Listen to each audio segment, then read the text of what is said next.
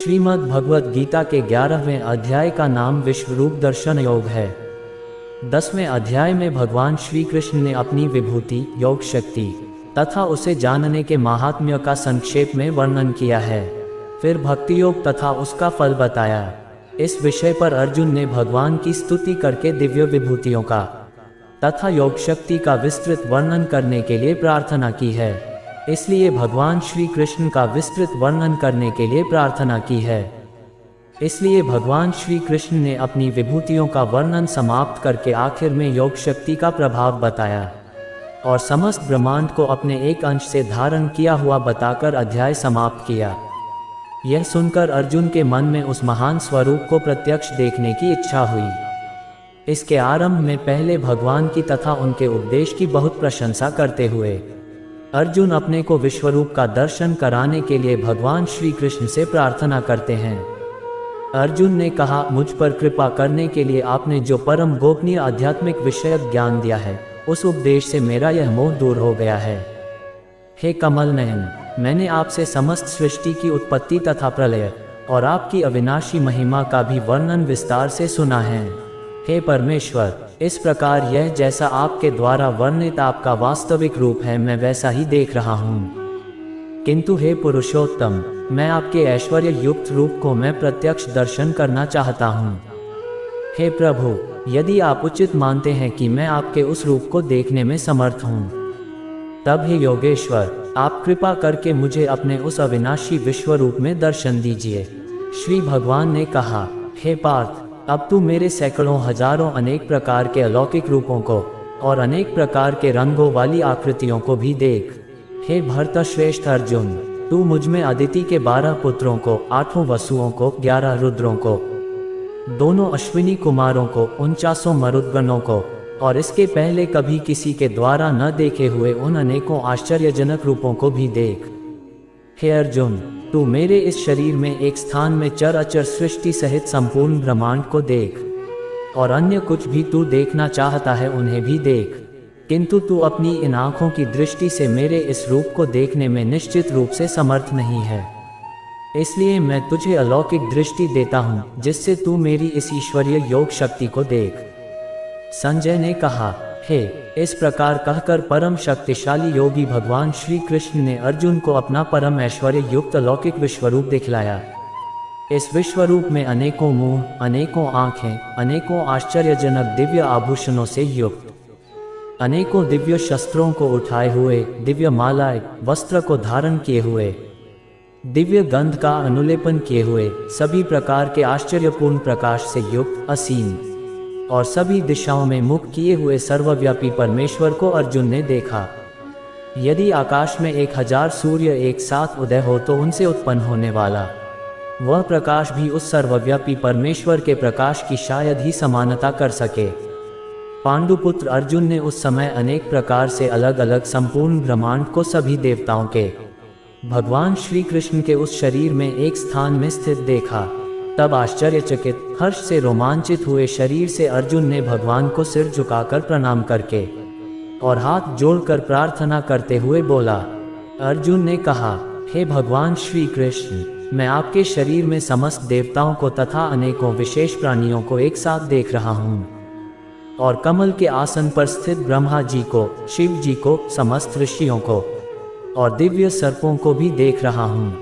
हे विश्वेश्वर, मैं आपके शरीर में अनेकों हाथ, पेट, मुख और आँखें तथा चारों ओर से असंख्य रूपों को देख रहा हूँ। हे विश्वरूप, न तो मैं आपका अंत, न मध्य और न आदि को ही देख पा रहा हूँ। मैं आपको चारों ओर से मुकुट पहने हुए, गदा धारण किए हुए और चक्र सहित अपार तेज से प्रकाशित देख रहा हूँ और आपके रूप को सभी ओर से अग्नि के समान जलता हुआ, सूर्य के समान चकाचौंध करने वाले प्रकाश को कठिनता से देख पा रहा हूँ।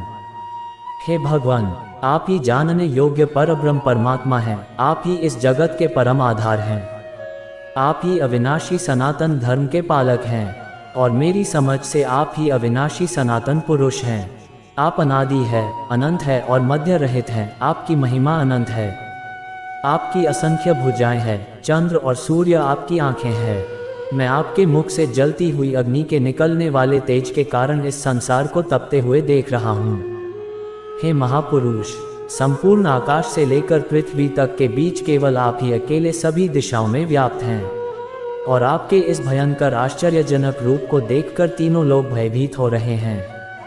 सभी देवों के समूह आप में प्रवेश कर रहे हैं। उनमें से कुछ भयभीत होकर हाथ जोड़कर आपका गुणगान कर रहे हैं, और महर्षिगण और सिद्धों के समूह कल्याण हो इस प्रकार कहकर उत्तम वैदिक स्तोत्रों द्वारा आपकी स्तुति कर रहे हैं।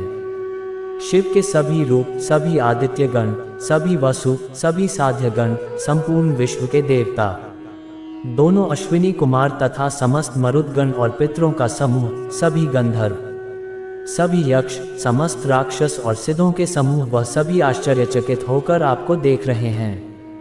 हे महाबाहु, आपके अनेकों मुख, आँखें, अनेकों हाथ, जंघा, पैरों, अनेकों पेट और अनेक दांतों के कारण विराट रूप को देखकर सभी लोग व्याकुल हो रहे हैं, और उन्हीं की तरह मैं भी व्याकुल हो रहा हूँ। हे विष्णु, आकाश को स्पर्श करता हुआ अनेकों प्रकाशमान रंगों से युक्त मुख को फैलाए हुए और आपकी चमकती हुई बड़ी बड़ी आँखों को देखकर मेरा मन भयभीत हो रहा है। मैं न तो धैर्य धारण कर पा रहा हूँ और न ही शांति को प्राप्त कर पा रहा हूँ।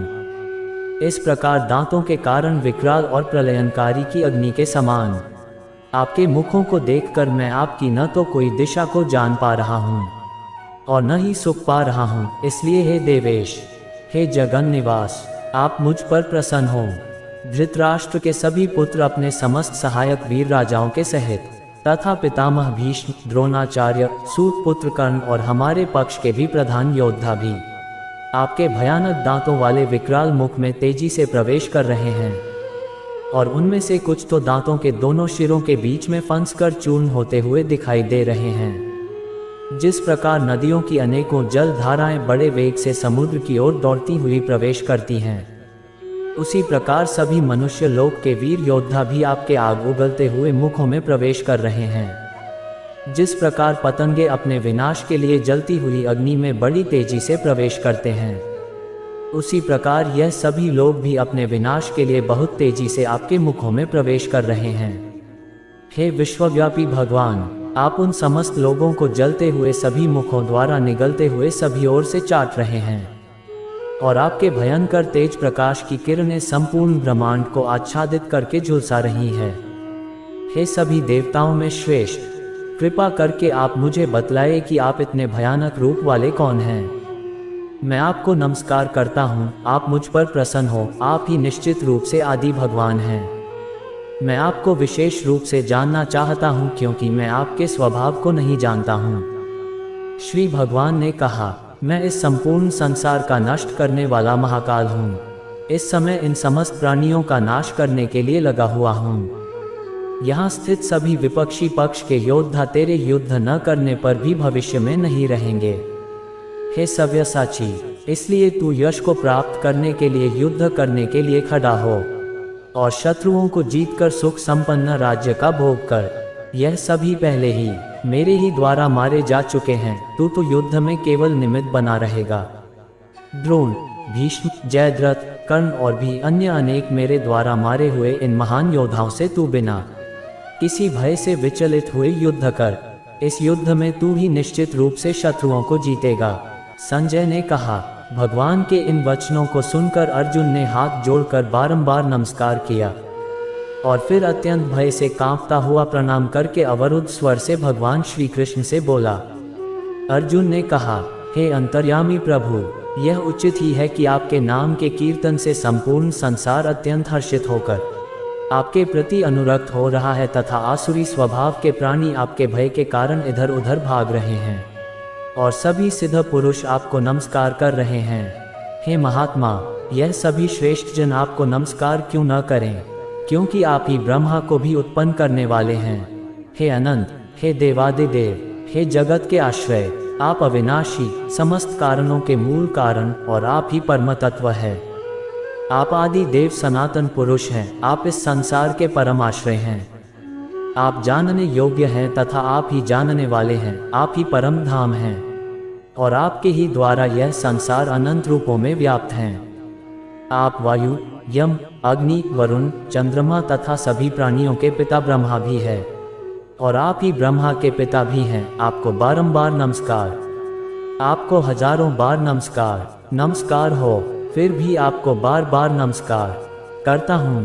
हे असीम शक्तिमान, मैं आपको आगे से, पीछे से और सभी ओर से ही नमस्कार करता हूँ, क्योंकि आप ही सब कुछ है। आप अनंत पराक्रम के स्वामी हैं, आप ही से समस्त संसार व्याप्त हैं, अतः आप ही सब कुछ हैं। आपको अपना मित्र मानकर मैंने हठपूर्वक आपको हे कृष्ण, हे यादव, हे सखा, इस प्रकार आपकी महिमा को जाने बिना मूर्खतावश या प्रेमवश जो कुछ कहा है। हे अच्युत, यही नहीं, हंसी मजाक में, आराम करते हुए, सोते हुए, बैठते हुए या भोजन करते हुए, कभी अकेले में या कभी मित्रों के सामने मैंने आपका जो अनादर किया है, उन सभी अपराधों के लिए मैं क्षमा मांगता हूँ।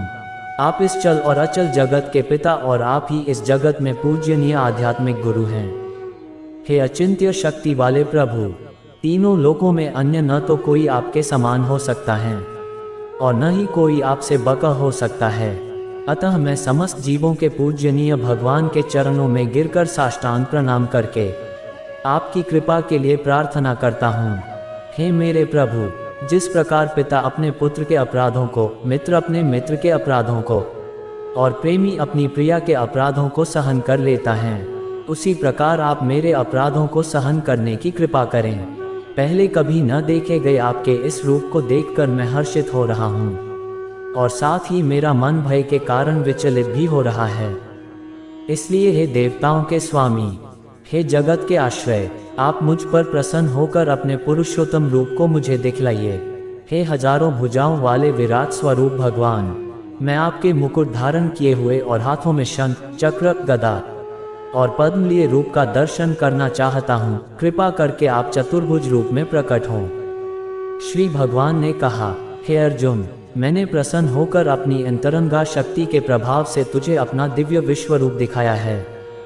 मेरे इस तेजो में अनंत विश्वरूप को तेरे अतिरिक्त अन्य किसी के द्वारा पहले कभी नहीं देखा गया है।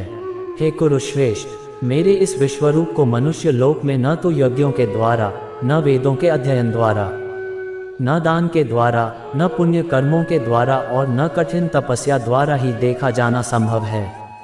मेरे इस विश्वरूप को तेरे अतिरिक्त अन्य किसी के द्वारा पहले कभी नहीं देखा गया है। हे मेरे परम भक्त, तू मेरे इस विकराल रूप को देखकर न तो अधिक विचलित हो और न ही मोहग्रस्त हो। अब तू पुनः सभी चिंताओं से मुक्त होकर प्रसन्नचित्त से मेरे इस चतुर्भुज रूप को देख। संजय ने कहा, वासुदेव भगवान श्री कृष्ण ने अर्जुन से इस प्रकार कहने के बाद अपना विष्णु स्वरूप चतुर्भुज रूप को प्रकट किया और फिर दो भुजाओं वाले मनुष्य स्वरूप को प्रदर्शित करके भयभीत अर्जुन को धैर्य बंधाया। अर्जुन ने कहा, हे जनार्दन, आपके इस अत्यंत सुंदर मनुष्य रूप को देखकर अब मैं स्थिर चित हो गया हूँ और अपनी स्वाभाविक स्थिति को प्राप्त हो गया हूँ। श्री भगवान ने कहा, मेरा जो चतुर्भुज रूप तुमने देखा है उसे देख पाना अत्यंत दुर्लभ है। देवता भी इस शाश्वत रूप के दर्शन की आकांक्षा करते रहते हैं।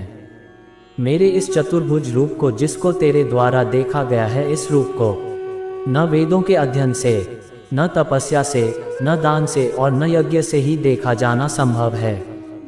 हे परंतप अर्जुन, केवल अनन्य भक्ति के द्वारा ही मेरा साक्षात दर्शन किया जा सकता है, वास्तविक स्वरूप को जाना जा सकता है और इसी विधि से मुझ में प्रवेश भी पाया जा सकता है। हे पांडुपुत्र, जो मनुष्य केवल मेरी शरण होकर मेरे ही लिए संपूर्ण कर्तव्य कर्मों को करता है, मेरी भक्ति में स्थित रहता है, सभी कामनाओं से मुक्त रहता है और समस्त प्राणियों से मैत्री भाव रखता है, वह मनुष्य निश्चित रूप से मुझे ही प्राप्त करता है। इस प्रकार उपनिषद, ब्रह्मविद्या तथा योग शास्त्र रूप श्रीमद् भगवद गीता के श्री कृष्ण अर्जुन संवाद में विश्वरूप दर्शन योग नाम का 11वां अध्याय संपूर्ण हुआ।